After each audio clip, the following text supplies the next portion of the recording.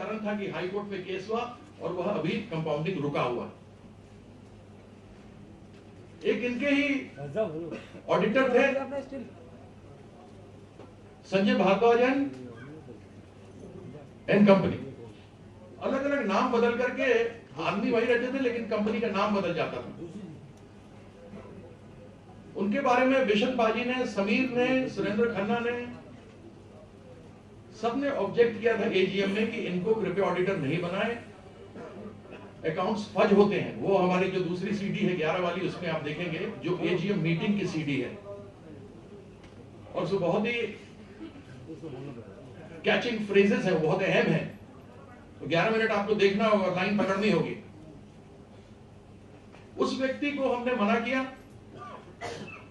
आज उसी आरओसी ने, registrar of companies, ministry of corporate affairs ने उस संजय भारद्वाज एंड कंपनी के खिलाफ 30,000 में 215/3 केस लगाया हुआ है।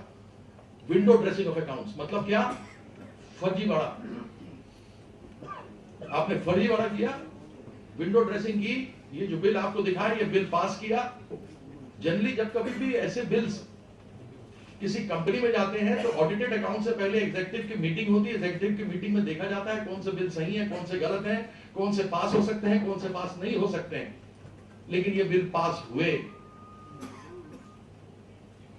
और यही इसी कारण से जो केस आरओसी ने किया सो किया ही, लेकिन institute of chartered accountants of India ने भी नोटिस दिया हुआ है और इनका लाइसेंस रद्द होगा।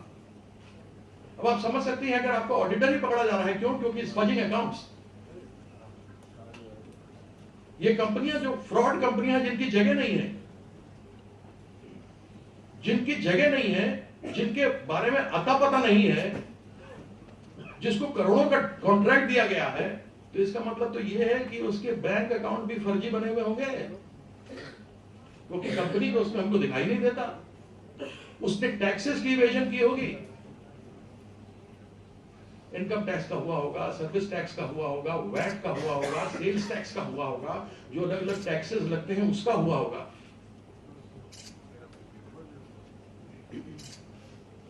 और बाकी अकाउंटिंग स्टैंडर्ड्स क्या होते हैं वो तो हमें समीर बताएंगे। अकाउंटिंग स्टैंडर्ड्स में और क्या होता है, कौन से लोग रिस्पॉन्सिबल होते हैं, कौन से रिस्पॉन्सिबल नहीं होते हैं। तो अभी सीबीआई ने नोटिस दिया है और सीबीआई ने नोटिस दिया, उसमें अभी तीसरा नोटिस आ गया जिसमें उन्होंने आईपीएल के भी करार उन्होंने जो किए हैं उसके बारे में पूछा है। तो ये सारी चीजें हमारे सामने में है। अभी तक अगर कोई फाइनेंशियल इरेगुलरिटी बोलता है तो वह कंपनी लॉ बोर्ड ने देखा और उनको पब्लिक कर दिया। अभी क्रिमिनल एस्पेक्ट नहीं देखा गया है कि क्रिमिनल एस्पेक्ट में कहां पर कैसे आगे कार्रवाई की जाएगी। क्रिमिनल एस्पेक्ट तो तभी होगा जब सीबीआई करेगी, लेकिन मेरा तो अनुरोध होगा कि इसके अंदर एनफोर्समेंट डायरेक्टरेट और डीआरआई लगनी चाहिए। इसमें कोका भी इन्वोक हो सकता है, इसलिए क्योंकि माननीय केरला हाईकोर्ट ने एक पीआईएल में केरला क्रिकेट एसोसिएशन के सभी पदाधिकारियों को पब्लिक सर्वेंट कहा था। वो लोग केरला क्रिकेट एसोसिएशन के लोग यहाँ सुप्रीम कोर्ट में आए थे। माननीय सुप्रीम कोर्ट ने उस ऑर्डर को मेंटेन किया है कि जितने भी स्पोर्ट्स के बॉडीज हैं उसके पदाधिकारी सभी पब्लिक सर्वेंट्स हैं। So they come under the prevention of corruption act, POCA, prevention of money laundering act. DRI को लगना चाहिए, डायरेक्टरेट ऑफ रेवेन्यू इंटेलिजेंस, कि ये देखें कि वो फ्रॉड कंपनी थी, पैसा का ट्रेल क्या है, वो पैसा गया है तो किसके यहां गया है, कैसे गया है।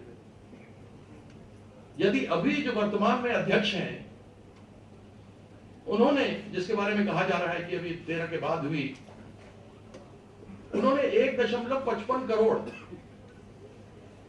रुपए निकाले और 3 कंपनियों को अलग अलग नाम से दे दिए। यानी आप लोग 3 लोग हैं, मैंने पैसा निकाला, आप 3 लोगों को दे दिया।